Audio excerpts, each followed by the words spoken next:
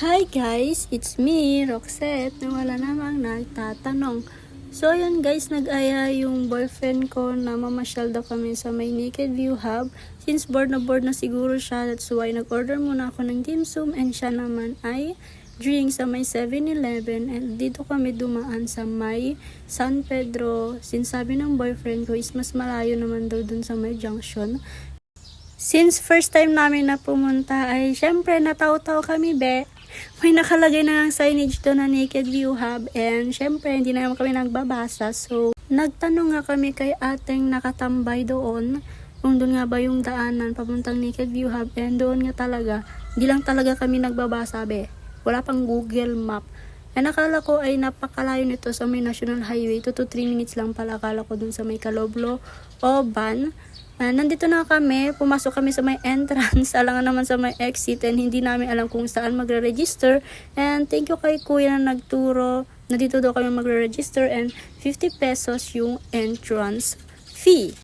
Pinalipat din pala ni kuya yung motor ng aking boyfriend.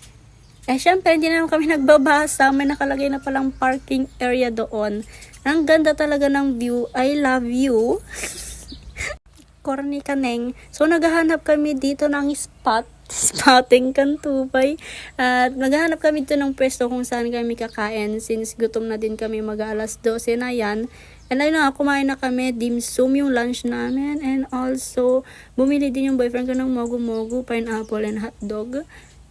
Siyempre, nagchichikahan din kami dyan. Chika dito, buhay namin, buhay ni ganito, charot. Ito nga pala yung view namin habang kumakain. Napakaganda at napaka-peaceful dito. Peaceful talaga kasi kami lang yung tao dyan, be. Ang init-init na isipan namin pumunta dyan. Ito naman yung view sa may kabilang side. Napakaganda nito at yun, ma-appreciate mo talaga if you are nature lover. Napaka-peaceful at syempre, kung magulo mag-video, boyfriend ko na yon. Sige tayo, subli na pay. So ayun, lumipat nga kami ng pwesto kasi napakainit dun sa napili naming pwesto kanina. At yung syempre yung boyfriend ko, hindi mabubuhay yan pag walang electric fan at malamig na tubig. And wala tayong magagawa, be, hindi tayo nagdala, magdusa ka dyan. Naisipan nga din pala namin na maglaro ng sungka. Sungka yung tawag dito sa amin. And LM pa ako nung last na naglaro ng ganito. And siya naman, ay, lata baka pero di kayo pa. Never din siya naglaro ng ganyan. So that's why, sariling rules na lang to. Maglokohan na lang kami kung sino mananalo. Hindi yan sweet-sweetan, be. Sweet talaga kami.